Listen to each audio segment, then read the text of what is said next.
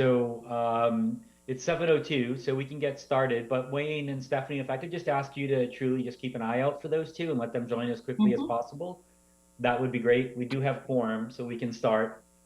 So with that, we'll call together the Easton Community Preservation Committee meeting for today, dated October 17th, 2024.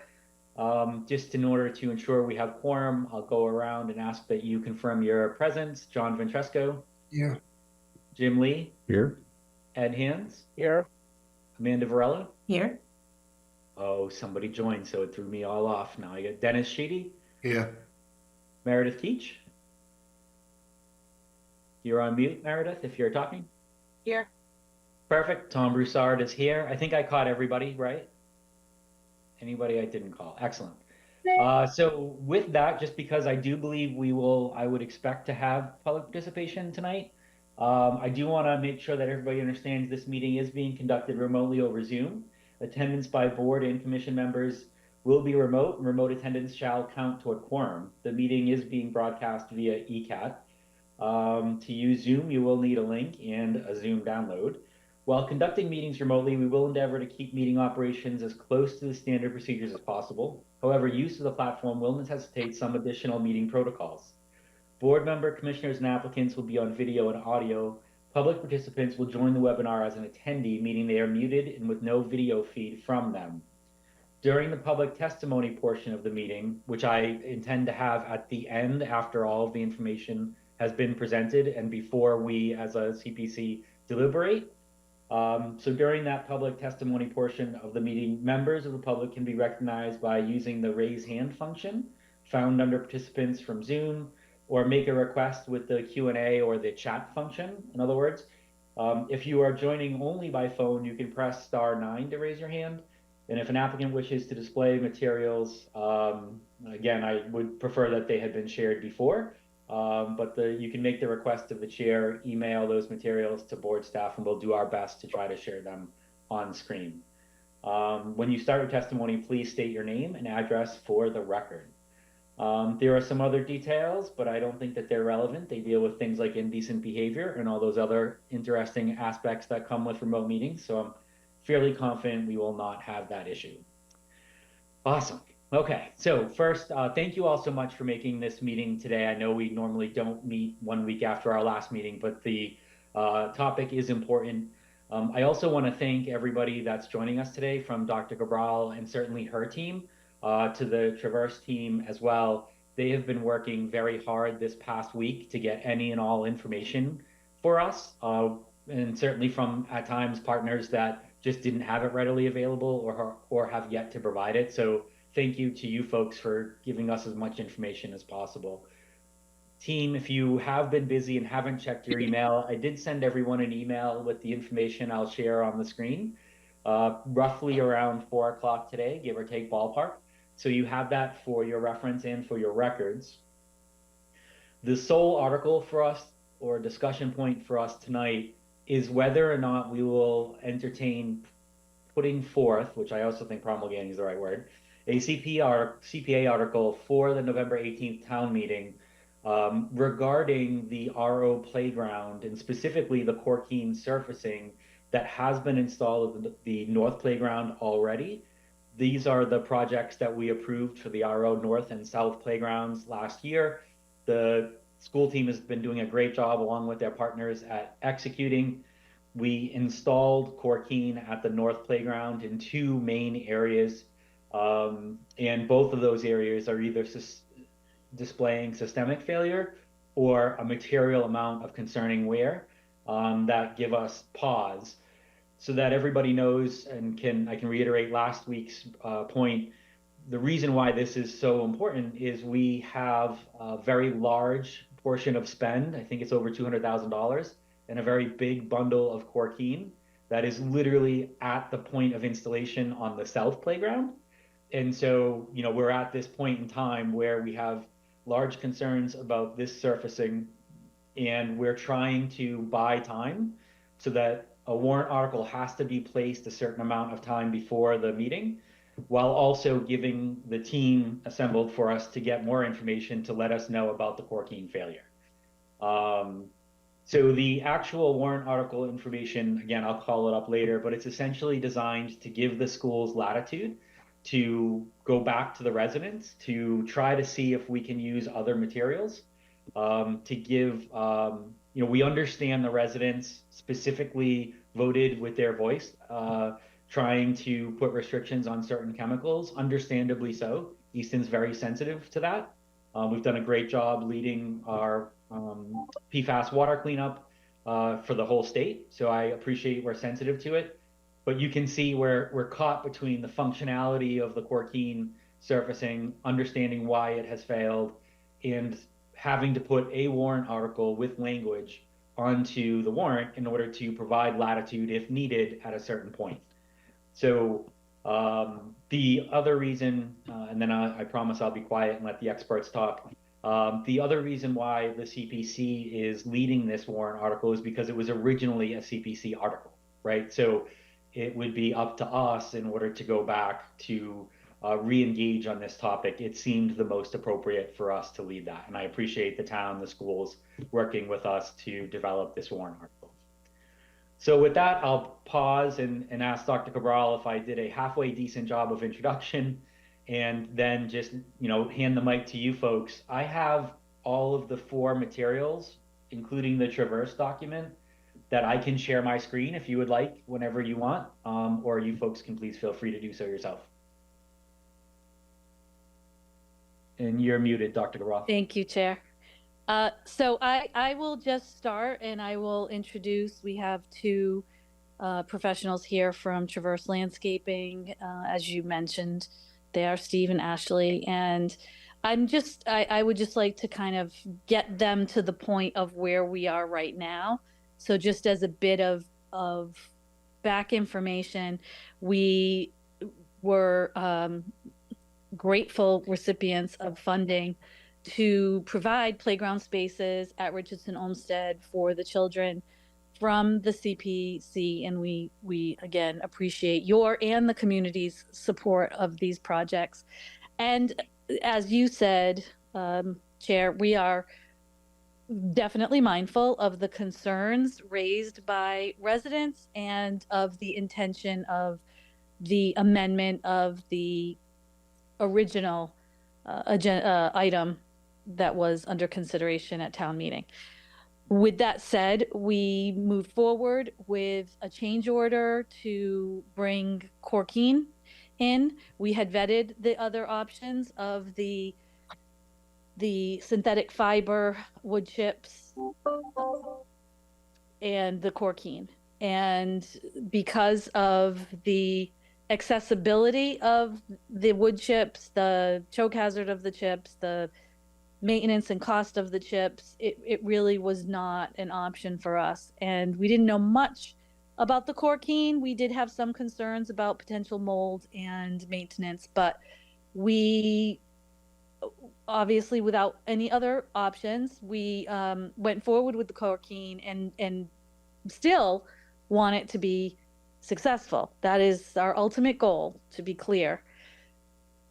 But we had to put in a few other change orders because the Corkine doesn't have the level of absorption of force as the poured in place does. And so we eliminated some of the play structures and made adjustments to others, like the swings. If you go by, you'll see that the swings are rather low to accommodate for that. So we were moving forward, and we have now gotten to a point where the Corkine has failed and we don't have any solid answers about that. So at this point, I'm going to ask Steve and or Ashley to explain what's happening with the Corkine and answer questions about what's happening with it to the extent that we know as of today. And then talk about the possibility of another surface that may or may not be considered sort of a compromise that is very new to the market, that I will also ask them to explain. And I'll repeat at the end when they're finished, and maybe when we answer some of your questions, I'll be specific again about the request. This is not to get rid of the Corkine at North. We want to give every opportunity for that to be successful. Thank you very much. And also how we're going to move forward with the South Playground. So the North Playground, again, is the one that is quote unquote finished. The South Playground is waiting for the play structures to be put in and then to have whatever surfacing to be put in. So we'll share why we're concerned about moving forward with the Corkine on the South Playground, a potential option. But again, it's not to decide tonight or a town meeting that we're not using the Corkine at all. It's just to make it an option in the event that this fails, which we don't know yet. But if we don't do this now and we get to April, when is going to be our next window to put in a surface, the playground is not going to be able to be used until spring now. And we will not be able to move forward in March or April and get it actually done if we don't have alternative language in the event that the Corkine ultimately fails. We would have to wait until May town meeting and then work after that. And it's just, it is obviously delaying the playground, and with delays, of course, come potential liquidated damages that would result in increased costs that we're looking to avoid. So I will at this point have Steve and Ashley please talk about our current situation with the Corkine, the manufacturer and the installer, and the potential of another surface material. Thank you so much, Dr. Cabral. And Steve, if you want, I'll just kind of start with a background of what's happening out in the playground, how we ended up there. So just a quick backup, Corkine is a cork-based system. It's actually 2 layers. It's installed very similar to a poured-in-place rubber, but it's fully organic because it's made out of cork, and it just has a binder in between. So certainly we were very excited about this product and met all the conditions that were outlined, but we were very well aware that this was probably the second installation in New England. We knew that there were very other limited installations around that were not in different parts of the country, and parts of the country that were Western or warmer or Southern. So we knew this was a new installation. We did a huge amount of research, talked to the manufacturers, the distributors, and going into this, we're really optimistic that this was going to work, and we're still optimistic that this can be fixed. This was installed right before the start of school, and immediately after the install, the area that had been first done, we could see cracking that became evident on the surfacing.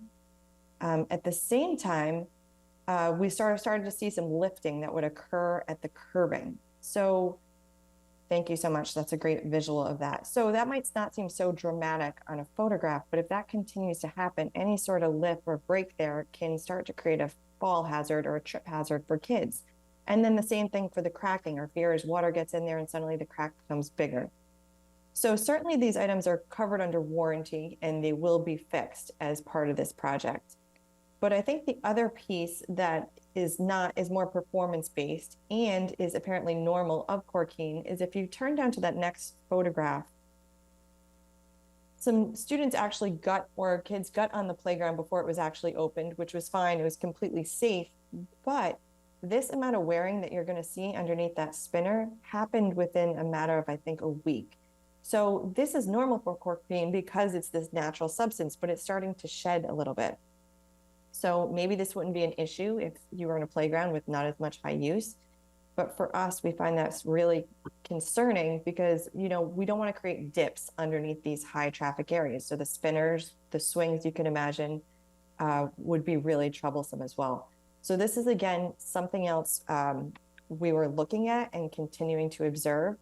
We did meet with the Corkine rep as well as No Fault, the installer, out on site for a first meeting where everyone observed the surfacing, the play equipment.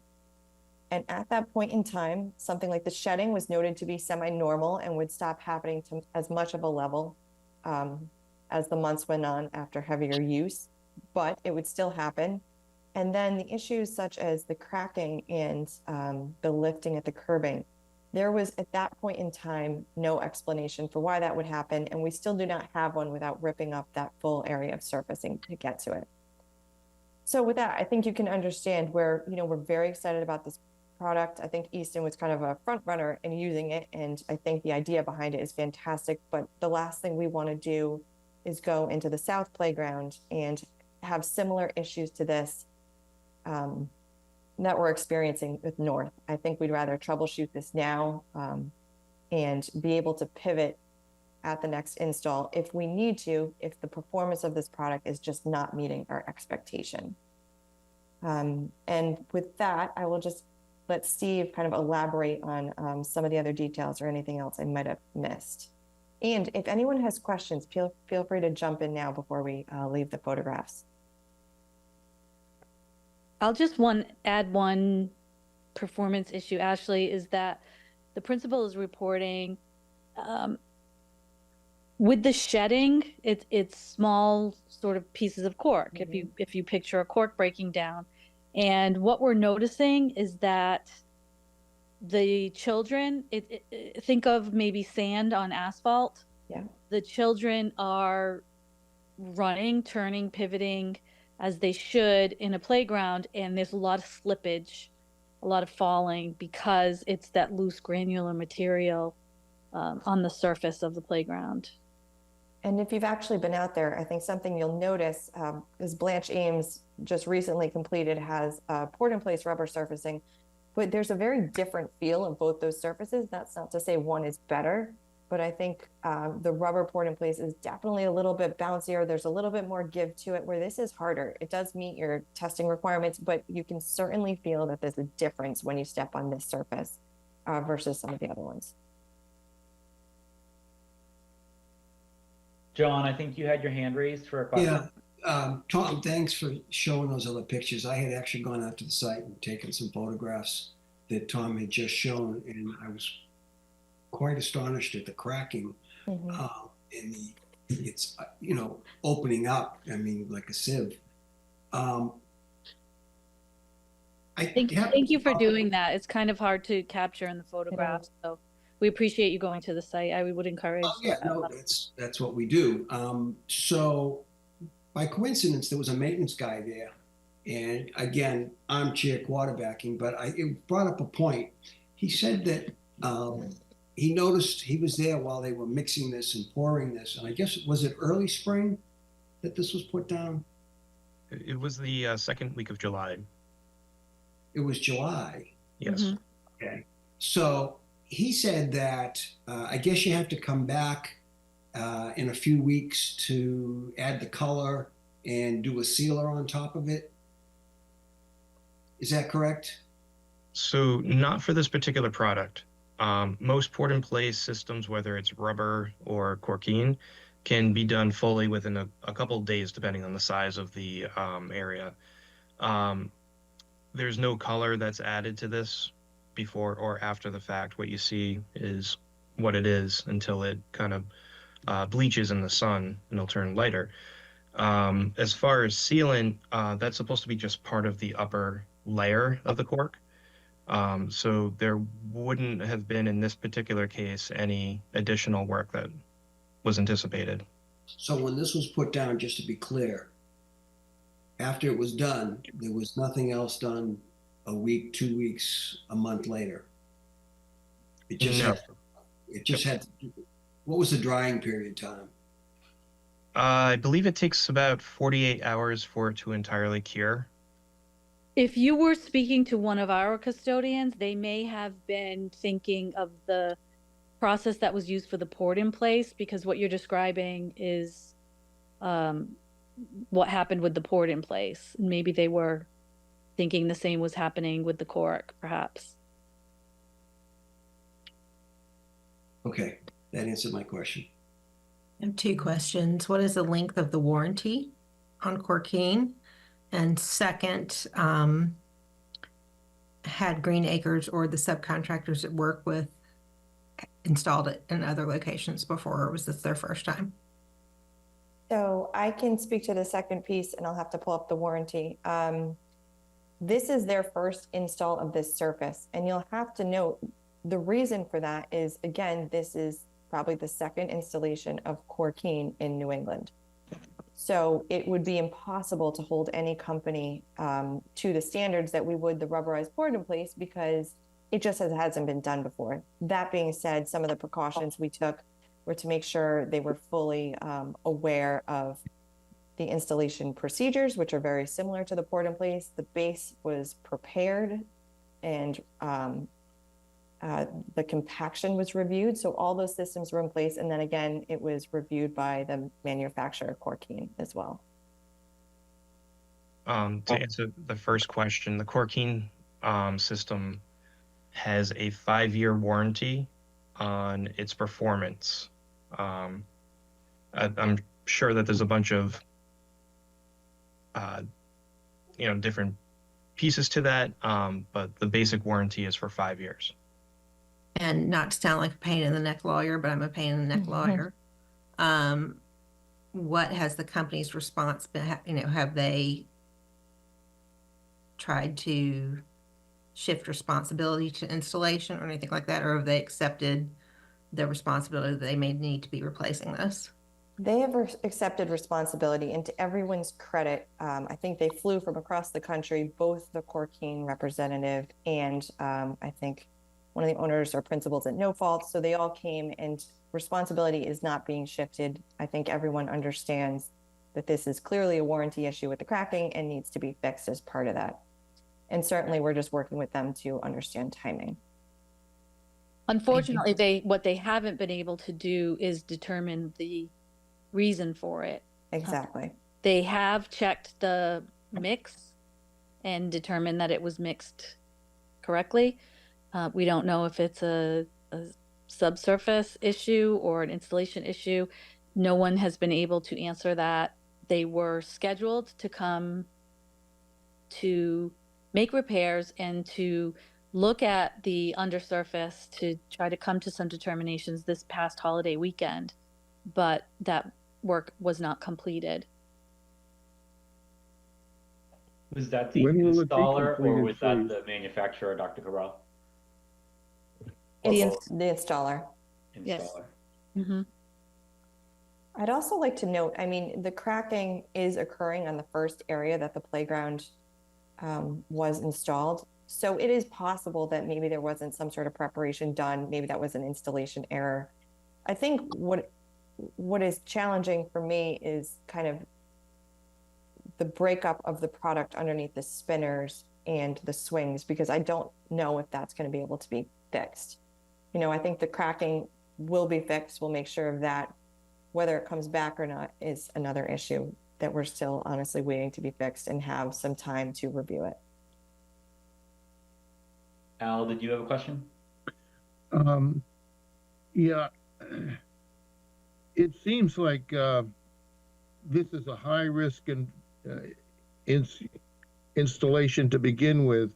Now we know that there's some flaws or something wrong, and let's say since they don't know the cause, it seems like one of the things we should do is try to de-risk the project, and that may be to stop any other installation of it, have this removed, and go back to an alternative that's less risky, and they can pay for the damages to remove it and haul it away.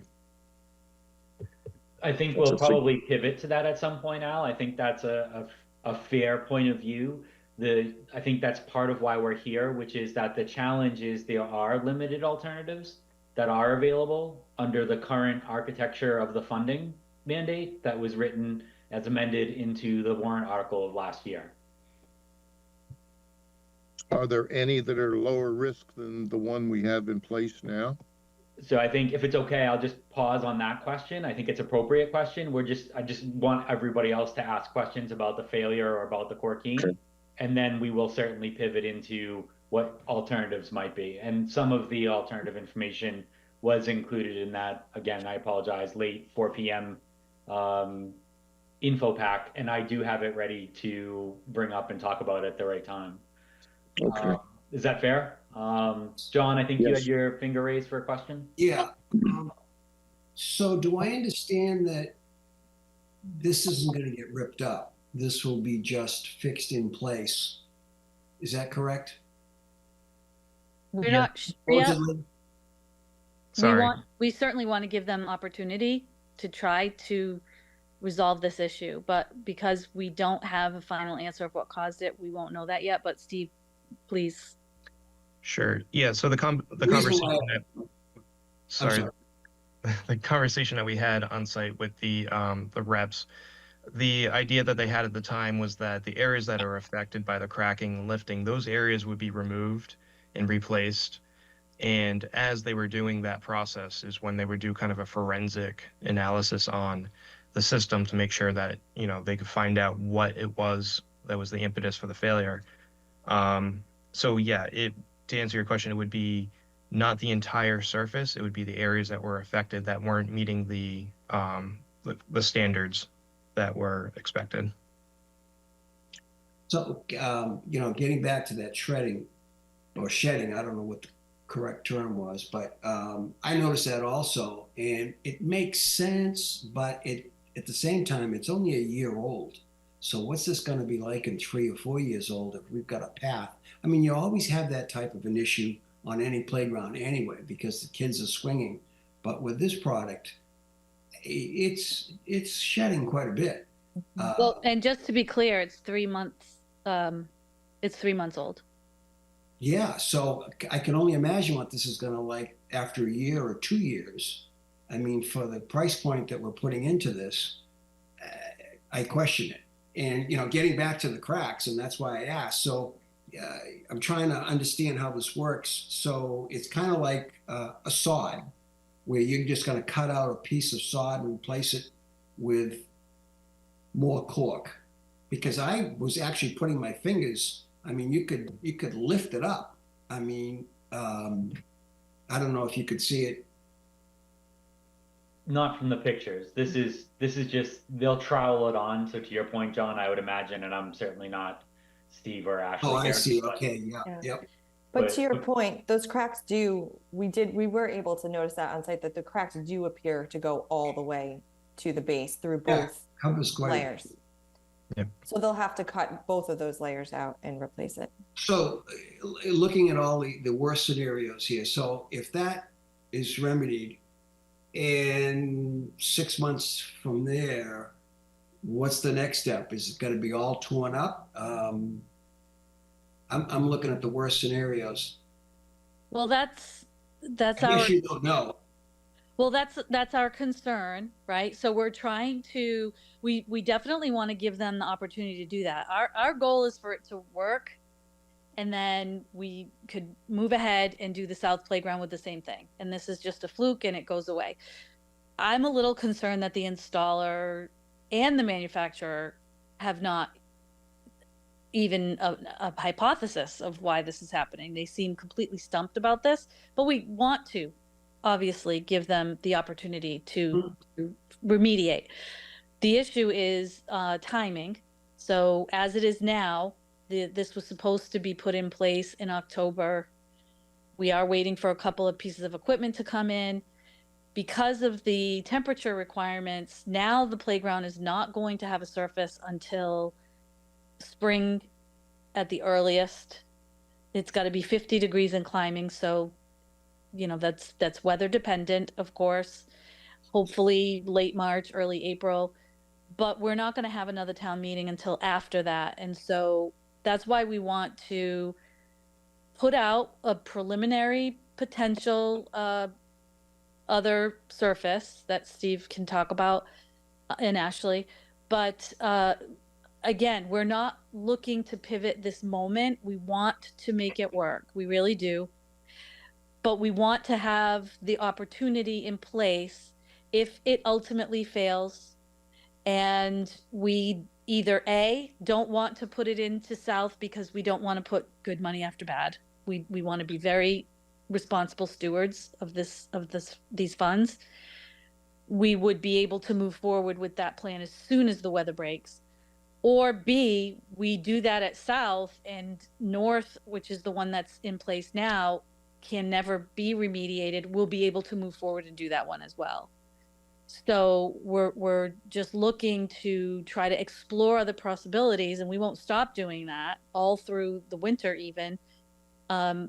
We do have possibly one that we'd like to see if that is acceptable, but in the meantime, we're just trying to line up contingency plans, because the longer we wait, of course, the more expensive it is, and we don't want this to be an unused space, and the children now don't have outdoor play space, but also we don't want it to cost any more. That's a big concern for us, as you can imagine. What's the cure time on the product and the right temperature? I think it was 48 hours that Steve mentioned earlier. So Yeah. why can't this be expedited? I mean, like next week it's going to be in the mid 70s. There is a possibility that if they were able to mobilize and coordinate everything in time, the temperatures that it looks like it's going to be for the next week or so, they could do it technically. It would It's take just a everybody matter. out of pickle. I mean, it seems like we're all in a pickle right here, and the Yes. kids are the ones that are going to be having to sacrifice no playgrounds potentially for a year on how this winds up. At least if we can expedite this, get it done. If it's a 24-hour cure time, I mean, we got a 48. week. I'm sorry. 48 I'm hours. sorry, cure 48. time. I'm sorry, Tom. Yep. So 48 cure time. So if we've got a window of a week or two, and we get it in the summer, and if the company really wants to get this, moving, then without sounding extremely over the top, then let's get this done. And so We hear you, yeah. Like I said, I had hoped that we would have some answers for you based on them coming last weekend. That was a concern to me. They did not come. They did not let us know they weren't coming. That was the plan. So that's concerning.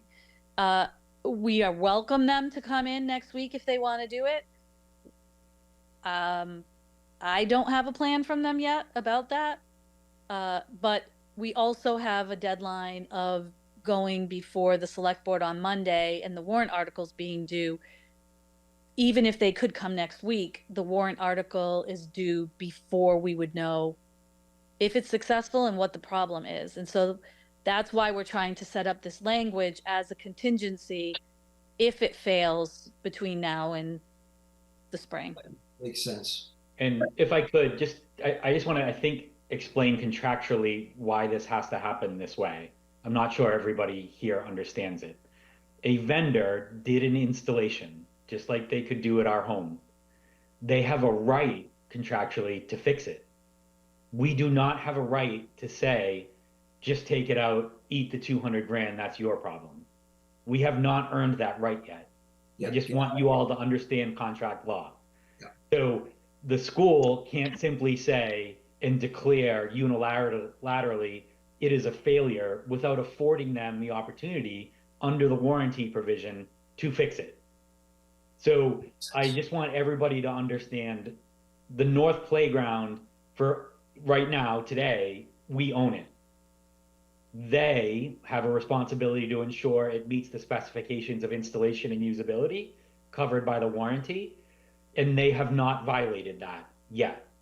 Does that make sense to my team? I'm sure, Absolutely. right? So we can't be angry that it's not fixed now or next week, meaning we won't be able to change the outcome. We won't like it, but contractually, they probably have a period of time to engage. They already have reached out and started their efforts to fix. And what we're concerned about is we do have a right to halt installation on the South Playground. That we do control, I'm assuming, unless we've contractually obligated ourselves by signing the contract to install that. I don't think we have, but I'll ask. No, okay. So that's why we're here for the CPC's perspective. I will say something was brought up, if I could, for the team to consider. We always want our assets to last a long time, just like the applicants do. I would ask if it would make sense to have an alternative product that was installed on the North Playground around the high traffic areas. So I'm just going to go down a path, follow me along in a thought process. we're about to see an alternative product that seems to meet a lot of the criteria we're trying to accomplish and has a lot more wearability to it. And I just wanted to offer to the school team, we would be amenable to solving the wear problems. I think that's a separate problem that will always exist on high traffic areas. If we wanted to cut a 4-foot ring around this really fancy spinner, for example, and install a more durable surface there, that would be in line with the South Playgrounds materials. If we get to that point, then I just would ask the team to consider that. And if that was incremental spend that wasn't funded by the project, I think I would probably speak for the CPC. It would most likely be short dollars in terms of total project cost. And we would rather protect the investment we've made in the North Playground for that surface. Tom, I won't try to solve that now. I just wanted to give you folks as the applicant the flexibility to understand that we are concerned about that wearing in the high traffic areas. And for those of you that went, I know I saw it underneath the swing sets, is another example of it wearing already after 3 months. Tom, I had the same thought, and I remember very vividly at town meeting how concerned people were about minimizing kids' exposure, and they're already getting it 47 other places. Yep.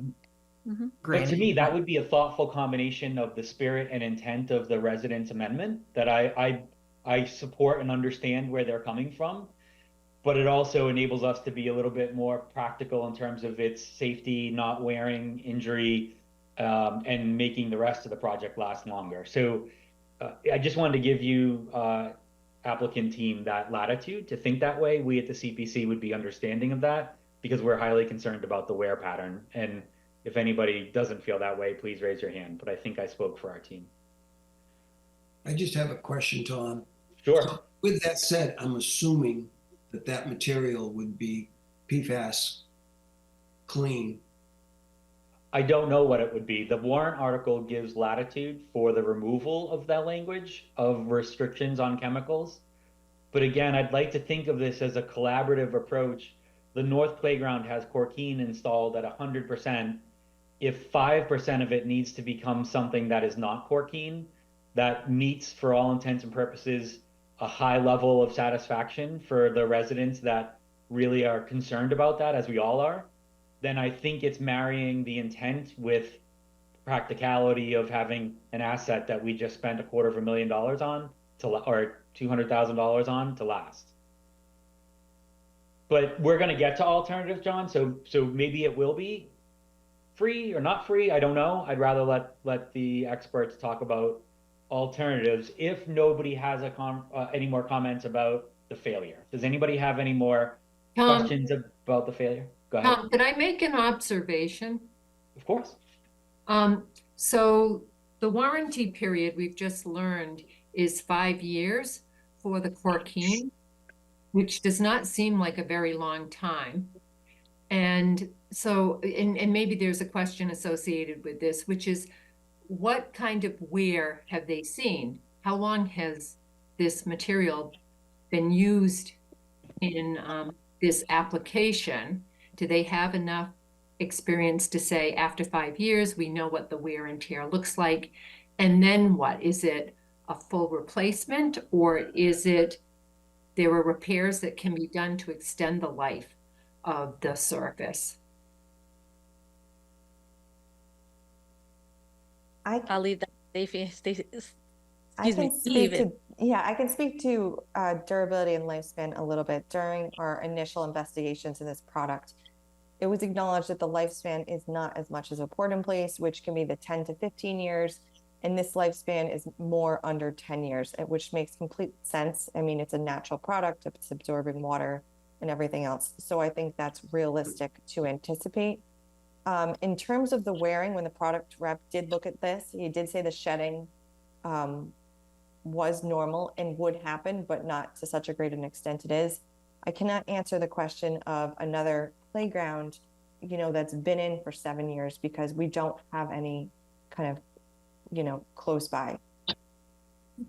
though we understand there's currently other installations taking place. I think a playground just got installed in Amherst, and we've actually gotten calls with quite a few people asking about our experience with this product as well. Okay. Thank And you. also, just to add on, Ashley, I do recall, and I just called it up, when we were exploring it, knowing it was so new to us here in New England, the part that gave me some degree of comfort is the number of installations in places like Norway and Sweden, that those are not, you know, Florida and California sunny 99% of the time. So I think, you know, again, we as a CPC acknowledge the exploration of different materials. Back in the day, I think we kind of sensed that there would be alternatives to have to be reviewed. And Corkine, I think we all hoped would be a perfect fit of natural absorption, and credit to the team for lowering swing sets, removing certain structures, and kind of working within the constraints we had. I think while it was said very briefly, I do think it's an impactful sentence that I wrote down that Dr. Cabral mentioned, that yes, engineered wood fiber under a solid and perfect maintenance and installation is ADA compliant. However, there's a lot that goes with that. Continued maintenance has to be done regularly. Choking hazard. There was something else I missed too. That's one of the alternatives that was stated at the time when we discussed this. And I think we can all see the difference between the surface, especially those that went. The Corkine at its best actually functions like a pour in place in terms of ability for wheelchairs to get around, accessibility, look, feel, so on and so forth. The wearing part, the slipping, the sliding, that is all obviously concerning. And certainly the failure is the most obvious of all of those. Any more questions on the failure? Because maybe it does make sense, and that's a natural pivot to talk about the alternatives and why some may work and some may not. Just one thing on the cost associated with this replacement. Is the CPC going to be responsible for, you know, the failure of this and material? And if Nope, it lasts I think it's only under 4 warranty. years, if it lasts 4 years, that's a pretty high amortization rate. Yeah, I think, look, I'll speak for the team, but Al, I think we're hoping this product is a 5 to 10 year product.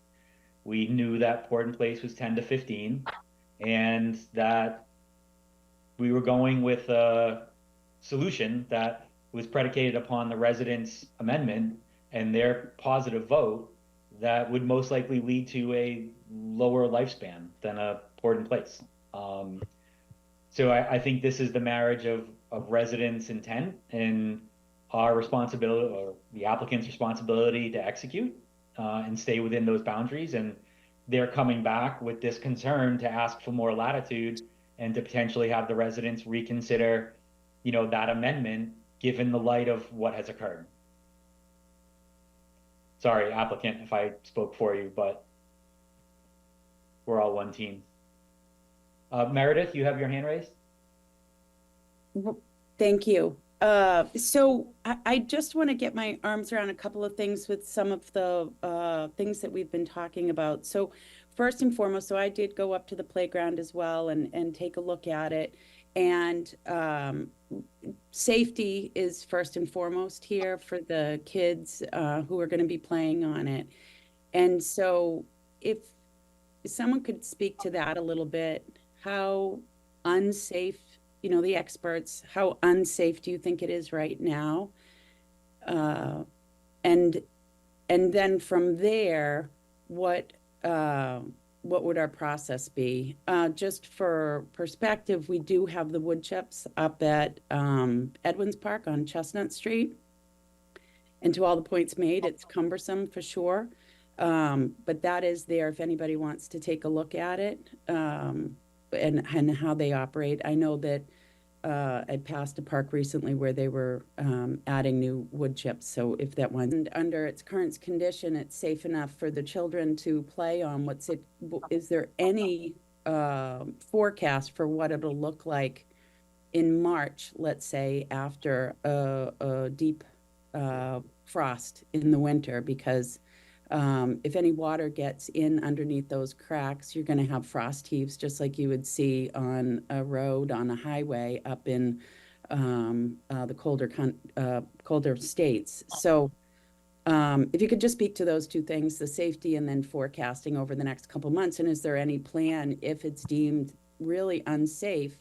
Would we just shut the playground down, Dr. Cabral? And then if the playground is shut down, what would your contingency be for where the children would play at that point? So I'm sorry, a lot of questions here. I just wanted to try to get it all in at once. Thank you. I think I can start. Thank you so much. Those are great questions. And to be clear, we're not the first. I think there's one more in Carlisle, Mass, and there were another two under construction while we started this.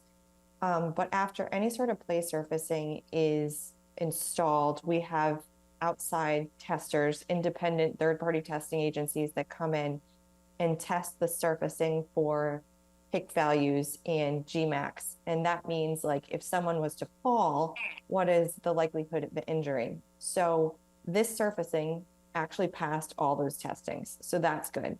So at this point, this does not represent a liability in that way. I think the fear is that if the cracking and the spalding gets worse, then it could represent a liability, because suddenly we have cracks and we could have tripping hazards, or it could be slippery. So in the future, potentially quite quickly after the winter, as you've noted, this could become a liability. But at this point in time, this is not a liability to play on. Right. And just to add from the district's perspective, we are keeping a close eye on it. It is progressively getting worse already with in the absence of the winter months. But we will need to close the playground if it becomes a hazard. We will not let children play on it if we determine, if Traverse determines that it is a hazard for children. Contingencies are going to be tough, because now when we were building this playground, at least we had the flat top on the other side. Now we do not, because it's partially under construction, and that's part of our sense of urgency to have a contingency plan in place for the surfacing. But we would have to, fortunately, we're all on the same campus right now, and we would have to be creative between indoor spaces and sharing spaces on a scheduling basis with the other schools. And one more thing to just add to that, we had testing from the company prior to proposing or installing this surfacing. So we understood that in freezing temperatures, this surface would not perform similar to a poured in place. And that is the reason we lowered the fall heights on the swings and changed out the spinners to have lower fall heights. So that was just troubleshooting that was done initially to make sure that we were preparing for that difference in material. Meredith, if you're good, could you take your hand down?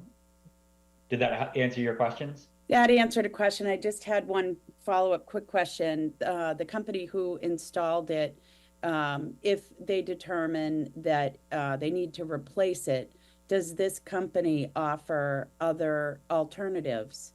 Or is this kind of the only product that they use? I know that, well, to the best of my knowledge, the Blanche Ames underlayment flooring, if you will, doesn't have any problems, and I don't know if it's the same installer. I just wanted to check in on that. Thank you. Blanche Ames was a different installer, but no fault. The installer for this actually does install rubber poured in place surfacing much more frequently, obviously, than they do Corkine. Thank you, Ashley. Ed, do you have a question? I don't have a question. I have a comment. I'm one of the people that went up there, and I went up early in the morning because, you said beware of the security issue of old people bumbling around where little kids were. So I went up. That's a loose paraphrase, Mr. Hand, but thank you. So it was 40 degrees. The grass was wet from condensation. The other materials were also damp. But when I got on the Corkine, it was white with hoarfrost. And I was surprised because it wasn't below freezing. And it was very slippery.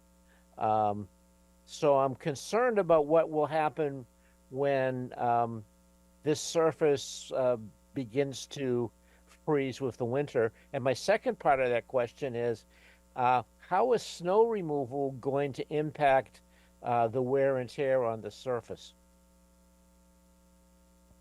Steve, I don't know if you want to jump in, but certainly the freezing, we understand, like I said before, that this surface is not going to act like a poured in place rubber. When we have colder temps, it will get harder and it will be performed like a different surface, and hence the reason we lowered the play equipment. And in terms of snow removal, the snow removal processes are exactly like a rubber poured in place, and I would anticipate they would react very similarly. You can't use any sort of salt. It would just be light shoveling on these play areas. You would certainly not be coming in with any sort of heavy equipment or salting or anything like that. Yeah, I'd like to add that, as Tom mentioned earlier, this company installs quite a few of these in really extreme northern climates, in Scandinavia and Europe. So those are some of their highlighted projects that they have on their website.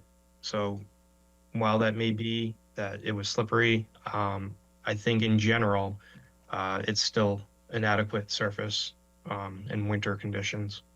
The manufacturer, not the installer, you mean? Correct, yes. If you go to Corkeen's website, they have a bunch of case studies from all over the place up there in Europe.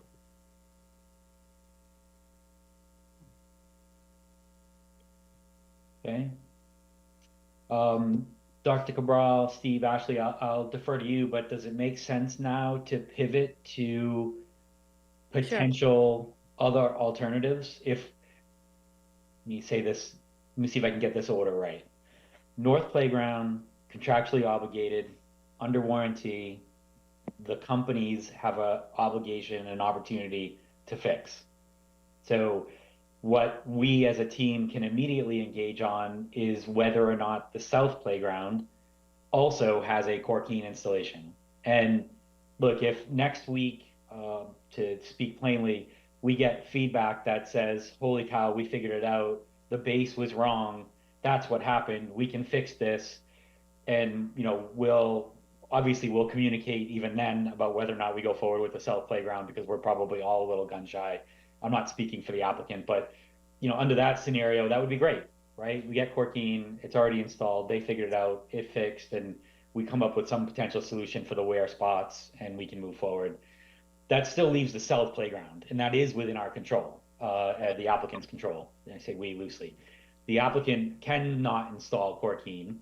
They have to find an alternative currently that satisfies the warrant language that is as written, which is why we're here tonight, to see if we want to provide latitude and change the warrant language and go back and educate the residents of our community as to the challenges we found and why we're asking them for consideration once again for alternatives for at least the South Playground. Have I framed that correctly, Dr. Cabral? Yes, but if we were able to determine confidently that it performs well at North, we could potentially move forward with Corkeen in the South. We're not adverse to that. We just want to be confident and fiscally responsible. And I don't know if we'll have that answer by the spring, but we don't have it now. So we're again just trying to set it up so that we can move forward whenever we do get more information. We just unfortunately don't have determining information right now. Understood. I appreciate that. And again, understanding our role, CPC, we can advise and give opinions, but we're not here to say that they can or can't install Corkeen. We've already recommended the article. It has already been voted on by residents, and the money has already been appropriated. So I just want to make sure we appreciate what we can and can't do with this particular meeting.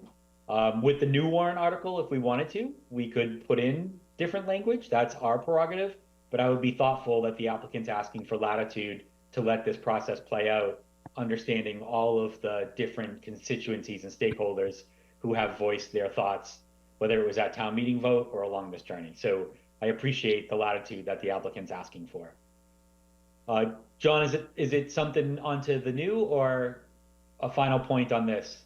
Final point on this, and I know we can keep going. We've got a lot more to do, but I guess to your point about contractual, I totally agree. It's common sense. I mean, let's go that this is a one-off.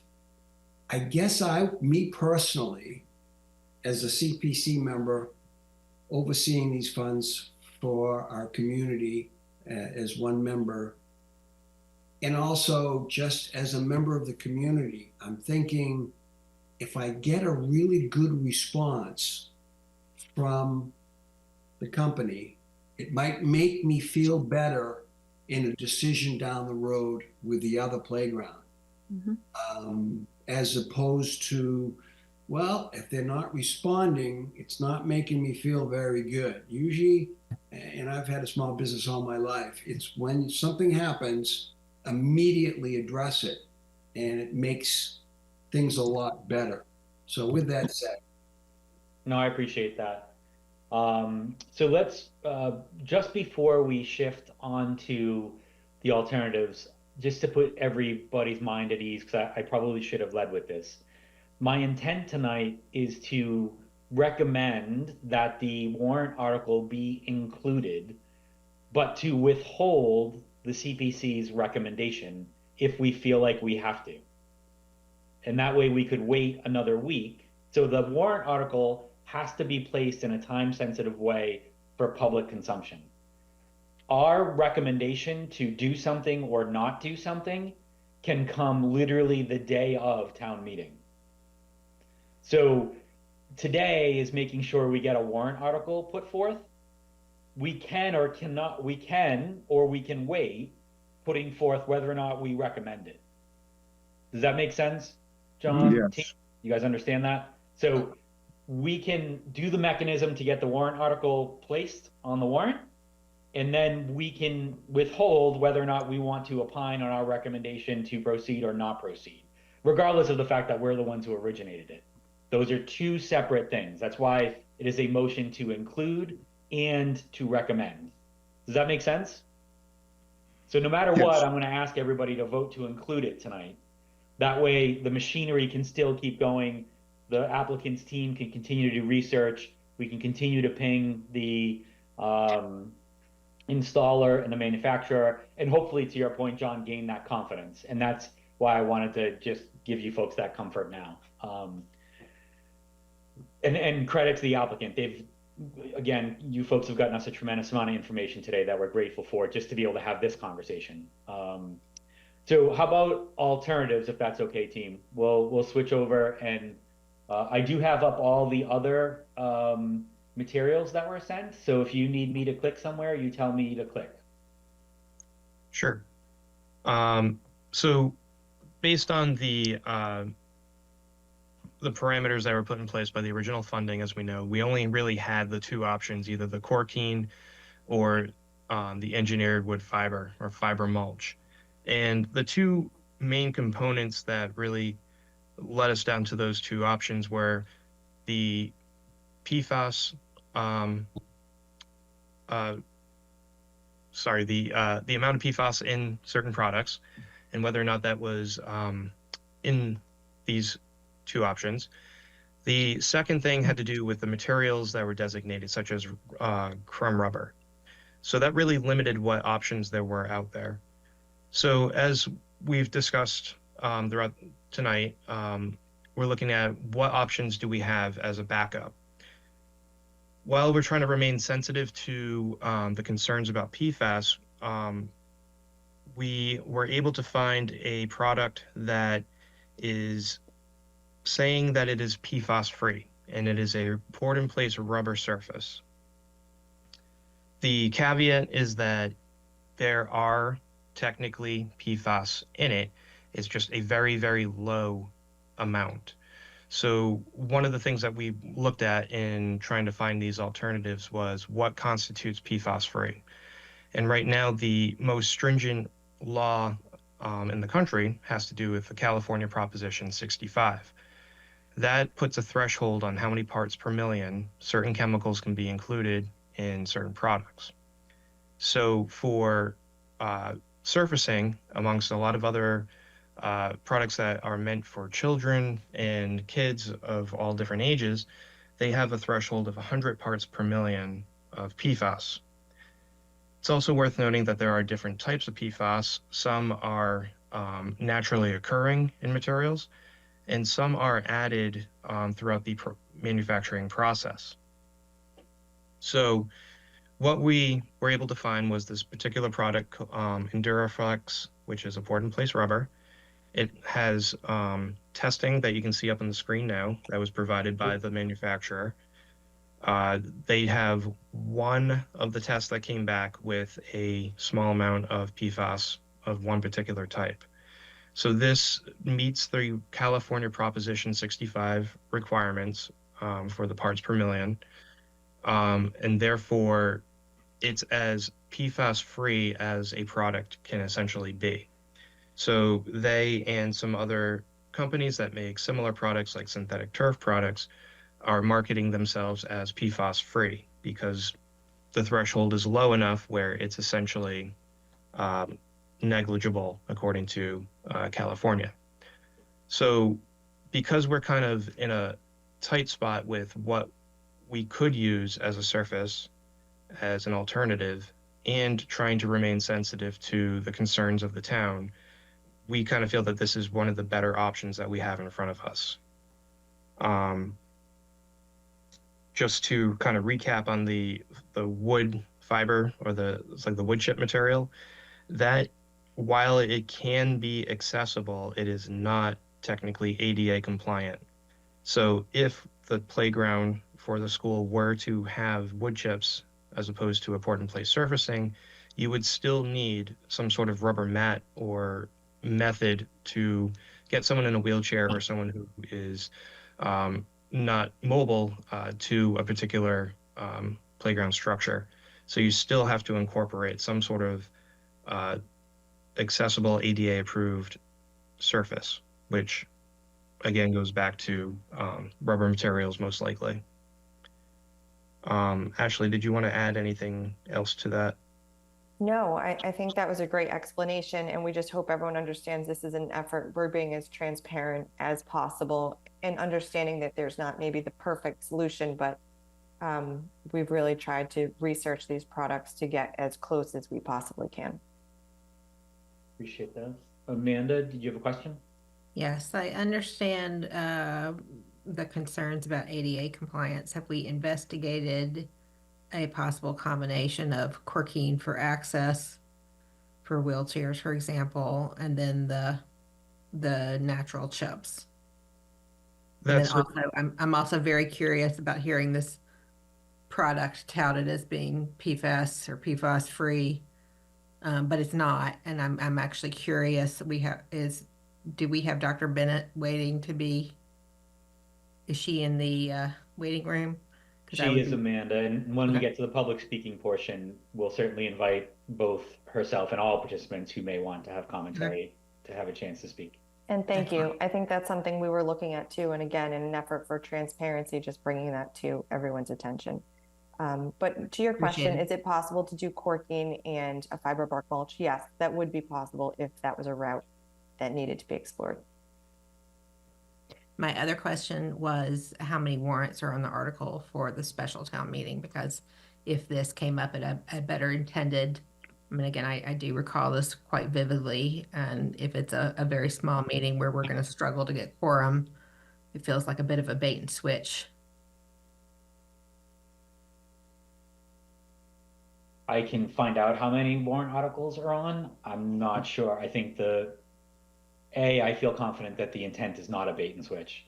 If people feel that way, I think we're doing a good job at making sure all proponents, including Dr. Bennett, who I personally invited to tonight's call, but I also reached out to the chair of the Disability Commission because I think accessibility is an important feature. I think that there are a lot of different discussion points to this topic. So hopefully people will, on the merits of it, appreciate why we're here. I don't think there's any malintent or any ill will. I see your point, but but I think that's also something beyond our control given the circumstances we face. But I think we should communicate and try to get everybody involved as early as possible so that we can have a collaborative solution. You know, again, I don't know some of these differences, but pragmatically, if somebody said, could we, I'll use the example in North Playground, if we could have 90% Corkine and 10% this stuff at the wear areas, then I myself, speaking selfishly, would feel just kind of middle of the road. Like I feel we did a good job where we're trying to do right by all the different dynamics. You know, and that might mean some discussion of, so I'll give you an example and we will get public participation, but the way this is written, it prohibits the use of this Enduraflex so that even if it was PFAS free, which I'm not saying it is, I don't know, I'm not smart enough, but because it has a rubber base, we wouldn't be able to utilize it. And so I think to your point, getting these different viewpoints to help us understand really the value of each of them so that we can make that kind of dynamic recommendation to the town. The residents are going to pick this no matter what we do. They're going to have a right to do the same thing they did at the last meeting if they want to. But hopefully we're there for an important reason and they can understand the case if we go that route. John, questions? Yeah, just a quick comment. If we ever needed, I noticed I was at Bird Park. My son lives in Walpole. They just spent a fortune on a playground. It's huge. And I noticed that they used all wood chips. So I don't know if that's something we can follow up if we ever decide to go that way. What their comments are, how are they doing with it, so forth, so forth. But it's quite a large area. So just a comment. Yep. You know, again, the only thing I'd say is the applicant our applicant here can do what they would like with the funds, keeping within the warrant article. I think we'll talk about the wood chips. I know they've already voiced some of their reasons why they prefer not to. So why don't we just, I guess, team, do we need to talk more about engineered wood fiber? I know we call them wood chips, but they are a little bit more sophisticated than that. So when we call them that, please know it's an engineered wood fiber. I can weigh on that just a little bit more in the past experience of, 13 years of designing playgrounds. We have had, even if someone considers it ADA accessible, if someone's struggling in a wheelchair to access a piece of play equipment, I don't think that's our goal for this playground. We really want this to be fully accessible for everyone. The other challenge with wood chips is they need to constantly be refreshed. So you see the issues we're seeing already with the shedding underneath the swings. Well, if it's a wood chip, those are moving. So that puts a big burden on any department or any facilities to make sure that's maintained, because if your depth of chips or wood fiber bark mulch is not deep enough, then suddenly you're not meeting those fall heights. So I just want to put that out there too, because there's an onus there that has to be maintained very consistently. Point taken. Amanda, there are currently 13 articles. This would be the 14th for Thank you. the town meeting. You're welcome. Any other questions, team? Okay. If there aren't any more questions, and if the team doesn't have more to present, I would, bear with me, stop share my screen. View. I would look at, let me see, on the attendees, I would recommend that we invite Kyla to join, Kyla Bennett, Dr. Bennett. She does have her hand raised as well, so thank you for your patience, Dr. Bennett, while we promote you. And then has either Anthony Kopaz, I hope I have his last name right, or somebody named Kathy. I think Kathy is taking notes for us. So if either of them raise their hand to join as well, Wayne, if you could just ping me, that would be great. And Dr. Bennett, thank you so much for patiently letting us go through the info and for joining. Thank you so much. And I apologize that I look like I'm in bed. I am. I'm in a hotel and it's the only place I can sit. I'm in Washington, D.C. First of all, the first thing I want to say is I so appreciate the thoughtfulness and comprehensive discussion that Tom and Dr. Cabral and everybody has brought to this.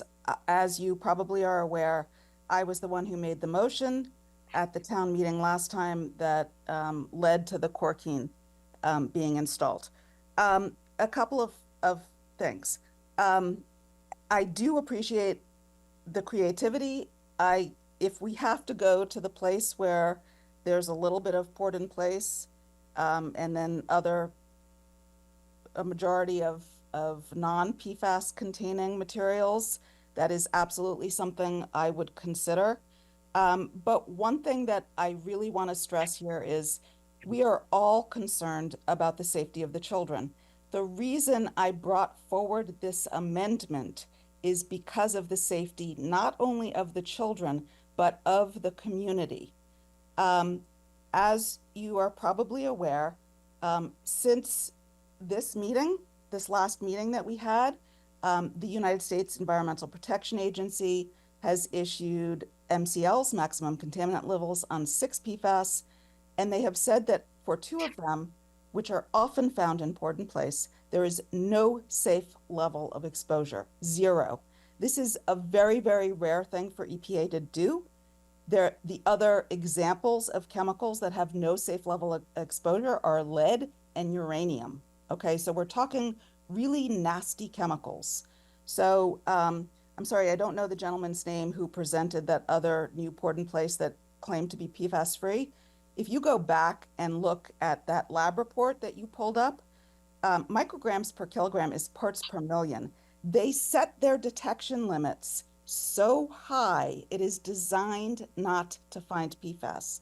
When you talk about that 100 part per million in California, that's 100 parts per million of total organic fluorine, not PFAS. Completely different animals. If you see here, these are targeted PFAS chemicals like PFOA. They're saying it non-detect at 0.37 micrograms per kilogram. That is, move that decimal place over 6 places to the right. So that's 370,000 parts per trillion of PFOA. Let's hope there isn't more than 370,000 parts per trillion of PFOA in this stuff. There is no way on God's green earth that this stuff is PFAS free, and this lab report is useless. We are suing, in the company that I work for, companies that are making claims like this because they are so fraudulent, and it's a huge consumer protection issue. These are not PFAS free. The other point I want to make is I did also go to the playground. I am also concerned about the failures that you're seeing and was surprised to see them because, as other people have said, these are being built in very cold countries in the EU, in Canada. There's one in Alaska. You'd think that we would have heard about other failures and problems like this. So I'm hoping, as you all are, that this was some kind of installation error or a bad batch, something that can be fixed. But I also went to the Blanche Ames playground, which is a port in place, which is full of PFAS. And I sent Tom these pictures that I took. This was just last week that I went. That is also crumbling. And those little pieces of blue and white crumb rubber and microplastics are all over the sidewalk. They're in the road. They're in the grass. You can pick them up with your hand. Kids can eat them. They are chock full of PFAS, and they are contaminating our soil. They're contaminating our groundwater, and they're contaminating everything else. So to say that the Corkine is failing worse, I get it, the cracks, but you are also having problems with that port in place. That is not problem free. When you talk about choking hazards, my kids grew up going to the Easton schools on rubber mulch. If rubber mulch isn't a choking hazard, why is engineered wood fiber a choking hazard? They're the same size. Obviously, I would love to see this work. And again, Dr. Cabral, thank you so much for being willing and open-minded to try to figure out a solution and wait to see if we can fix this. I so appreciate that. That is my first choice as well. I feel, there we go. That's one of the pictures I sent Tom. Thank you. That is all over. It's all over the road. It's all over the grass. It's everywhere. each one of those little pieces is chock full of PFAS, lead, and other things. So you can't tell me that the poured in place is safe and Corkine is not. When we talk about safety, we have to talk more about chemical exposures than broken bones. I would much rather my child fall off a jungle gym or a swing and have a broken leg than have a brain tumor or cancer. And that is the differences that we're talking about. Obviously, we don't want any of those things to happen. We want it to be safe for falls, but we also have to be concerned about these toxic chemicals, which literally can kill our children and harm the entire community. I'd like to point out that also, the more PFAS we add to the environment, the more costly it is going to be for our town to replace the filters in our filtration system. We spent $11.2 million for those PFAS filtration systems. It's going to cost between $750,000 and $1 million every year to change those filters. The more PFAS that we put into our town, into the groundwater, the more quickly we're going to have to change those filters and the more expensive it's going to be for us. So while it's very difficult to quantify that and say, okay, we're adding this much money we're gonna have to replace the filters this much sooner because of these PFAS-laden playgrounds, that's difficult, if not impossible to do. It is something that we should keep in mind when we're talking about cost. So I guess the bottom line is this product that you have up here is not PFAS-free. This is false advertising. Please be aware of that. I am open-minded. I would love to see engineered wood fiber with maybe some Corkine paths for wheelchairs. I would be certainly willing to think about much, much smaller installations of the poured in place if that's our last option. But I do hope that we can figure out what went wrong here and fix it, because this is a safety issue. The PIP, the poured in place, is a safety issue, not just for our children, but for the entire town. Oh, and also, since this went in, there was a brand new study that came out that shows that PFAS can be, even PFOA, can be dermally absorbed. So when these kids are playing on those poured in place playgrounds, and I did a study out in California that shows they're picking it up on their hands, on their skin, after they play on these surfaces, they are dermally absorbing it. You can ingest it, you can inhale it, and you can dermally absorb it. So if there's a way to fix the Corkine or come up with some kind of Corkine engineered wood fiber, I'm begging you to please consider that, because this is a huge, the PIP is a huge safety issue for our children. And I'll shut up now. Happy to answer any questions or provide you with any of these studies that I mentioned. And again, I do appreciate your open-mindedness and patience here. No, thank you, Dr. Bennett. I appreciate it. Team, are there any questions for Dr. Bennett? And that includes the applicant team as well. Please feel free. It's a broader team that we've now got. I just want to be really clear that we're not being seen as misrepresenting, and I'm not saying that Dr. Bennett said that at all. I just want to be clear. We, Steve, Ashley, and I are not saying that the product was PFAS free. We're saying that the company bills it as such, and we are not experts. I'm not an expert. I'll speak for myself in the quantities, but we can all clearly see it's not zero. So we definitely are not saying that. We're just looking for contingency plans. And I have a lot of questions, and I would love to engage with either Dr. Bennett or someone else about different quantities. I don't think we are assuming that it's PFAS free. I just was making sure that it's under the virgin rubber. I am under the understanding there isn't the PFAS in the virgin rubber, but I can be completely wrong. I'm not speaking as an expert on that. But again, I know Dr. Bennett wasn't saying that. I just wanted to point that out in case any viewers may have missed what we discussed before her helpful comments, and wanted to make sure. I have talked to Steve and Ashley about this many times, and earlier today, and both of them wanted me to be clear that they're not saying it's PFAS free either. Mhm. If I could say, I'm heartened, and I'm wondering if the committee agrees. It feels like we have an applicant that is doing their best to hew towards the request that the residents have put forth and to execute a project, and they're not giving up on Corkine.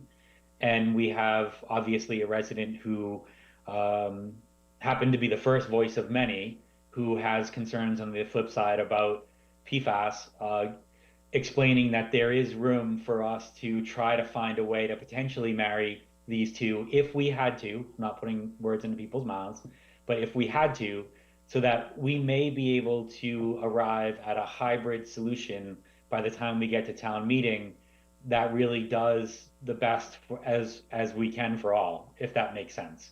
I heard Dr. Bennett say that a minor amount, as small as possible, preferably zero, poured in place would be a discussion point. And I'm just glad we're having this forum tonight to bring the different audiences together so that we can have this discussion before town meeting. And hopefully we can all in a unified way present at town meeting what we can ultimately come at as a solution that we will not have tonight. We don't have the information or the answers, but it sounds like everybody's working real hard over the coming days and weeks to get insight into the failure, what's going on. I would ask the applicant to consider if there are high traffic areas in the southern area and we do go with Corkine, what would be the solution there? Just to consider, again, Dr. Bennett's acknowledgement of a small amount of poured in place might have a role in this. It might not. I'm not committing anybody to black and white on tonight. But I'm heartened by the dialogue we're having, and I just want to say thank you. Amanda? It sounds like everybody is on the same page as far as being willing to consider hybrid solutions. Is there some kind of language to modify the warrant to make it the least restrictive, or the least? Is there a way we can tweak this so that it's not carte blanche to move to a poured in place solution at the school unfettered discretion, so they have the flexibility if the Corkine doesn't work out, but we're still being respectful of the vote of town meeting, that people are very concerned about this. So sure. Is there a way that we could tweak that to be kind of a middle road? Because I'm not comfortable, just speaking as me as a citizen, if I were to be voting at town meeting, I'd rather spend more money for our children in our community to be safe. Mm-hmm. But I can absolutely get behind a hybrid approach, a combination, if the default is that, unless it is impossible to do, that we are taking an approach that minimizes the introduction of additional, forever chemicals into our, children's skin or our homes or our water. Mm-hmm. Conveniently, Amanda, that you bring that up, not that you have perfectly set the groundwork, but yes, we do have language. I do want to pause and then I'll bring up the language, but does anybody have any more questions? Okay. So yes, Amanda, worked with the town and the schools to try to come up with language. And I'll tell you how I arrived at this with their input and why I want to reserve the right for this committee to potentially include as a warrant article, but not opine at this point in time. And here's why.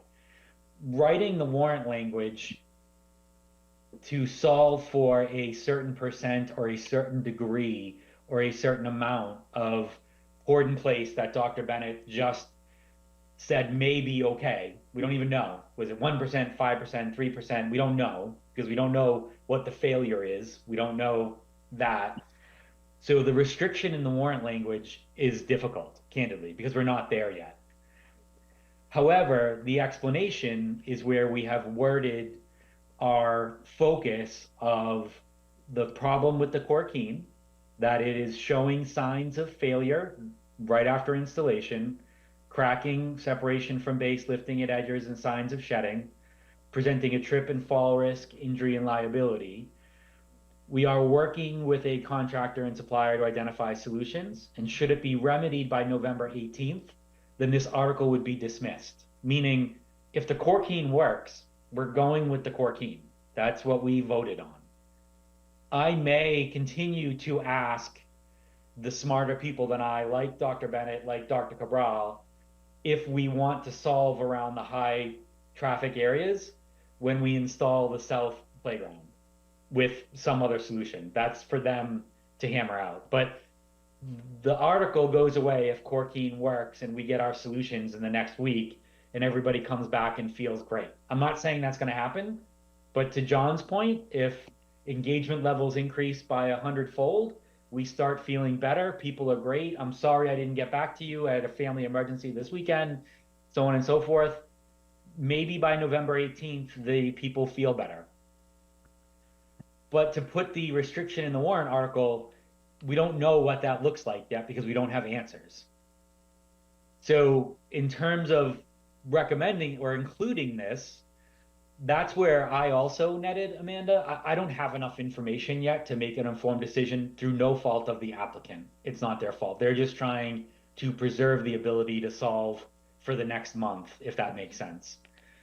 However, if the applicant came back and said, we're going to do 100% poured in place everywhere, I would make my vote, I can tell you now, my vote would be to not support that. That I don't feel comfortable that we have exhausted all the other mechanisms, and that I don't think that's the spirit of what the residents were speaking when they put forth their amendment last year. And so that's why I'm proposing this current warrant article be included as it is, with the very detailed explanation of the reasoning for it, and we consider withholding, recommending or not recommending it to the town residents at this time. And then we have a meeting in 2 weeks, for example, and we have more information, and then we either recommend or not recommend this warrant article for the town residents. The How do you fact that feel this is about under that? warranty is not mentioned here. We could certainly put in that the installer and the manufacturer, contractor and supplier identify solutions to the failure. I can put in the words for warranty, so give me 2 seconds. Because I think that's significant. Again, I was not aware that this was an issue until Wayne sent the Zoom link. So I haven't had an opportunity to go up to the school. But the pictures that Dr. Bennett just showed of the poured in place were also very concerning. So I think it is significant that we're not presenting one or the other as a far superior product when the same, again, they're presumably both under warranty at this point. I'm not sure about the poured in place, but surely it hasn't been long enough, unless my perception of time since that was built is warped, which is entirely possible. But and the only thing I would say is I would ask the applicant, it doesn't appear that the poured in place is in the same category of failure as the Corkine is. I would expect that the Corkine bits, the cork bits that are shredding off at a rate just like the poured in place bits are shredding off, but there's no cracks, fissures, or lifting off of the subsurface on the poured in place.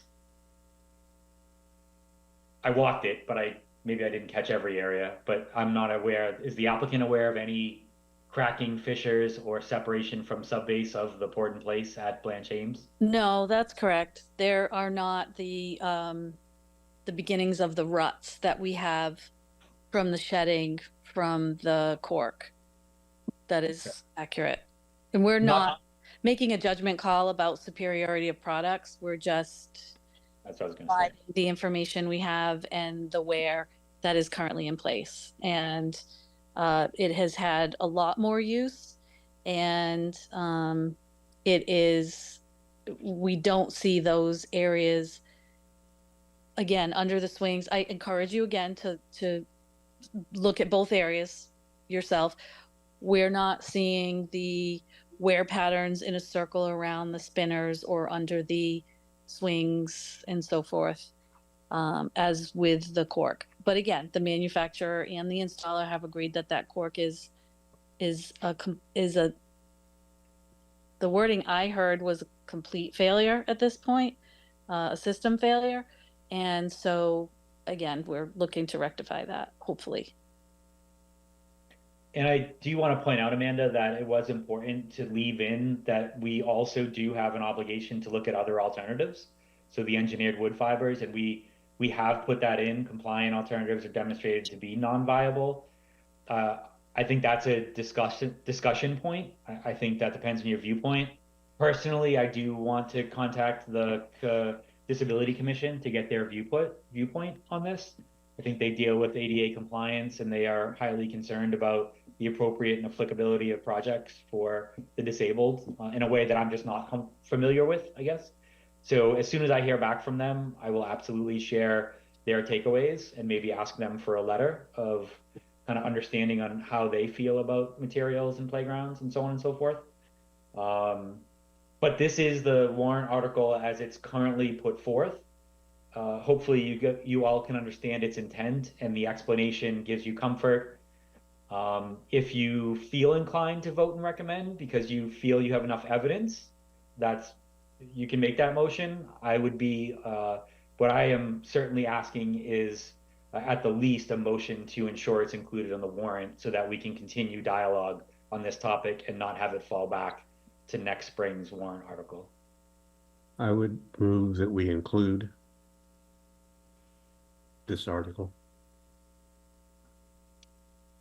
Ed, if you seconded it, you were on mute. Kyla has her hand raised. Kyla, so there's a motion and a second. Ed, could you just verbalize that, Ed? Yes, second it, thanks. Okay, so I'll hold on the voting.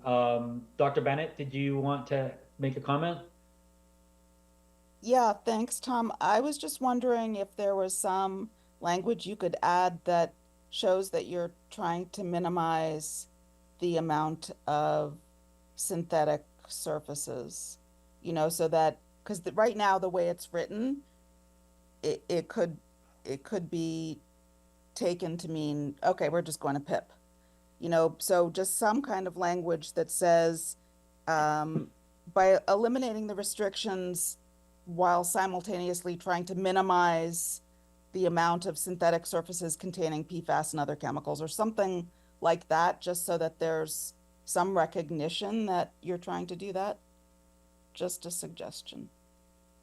The applicant, I would just ask, thank you, Dr. Bennett. I appreciate that. Is the applicant opposed to that sentiment being expressed? No, we have every intention of trying to minimize it as much as possible, both in the surface area and content of any material used. That is our ultimate goal. And Dr. Bennett, since my memory is shot clearly, or Amanda, since you're a lawyer, do you want to recommend a sentence that we want to include that we feel, I could even put in what you just said if I could remember it. I'll defer to Dr. Bennett because it all sounded good, but I can't remember it either. I think I said after the word restrictions, or no, you can put it there, that's fine. Yes. To the extent practicable, possible, whatever, the amount of synthetic materials containing PFAS or other toxic chemicals, something like that.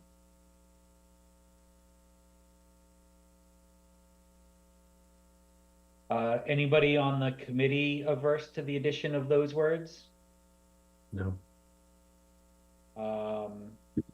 And the applicant is not averse to those words? Excellent. So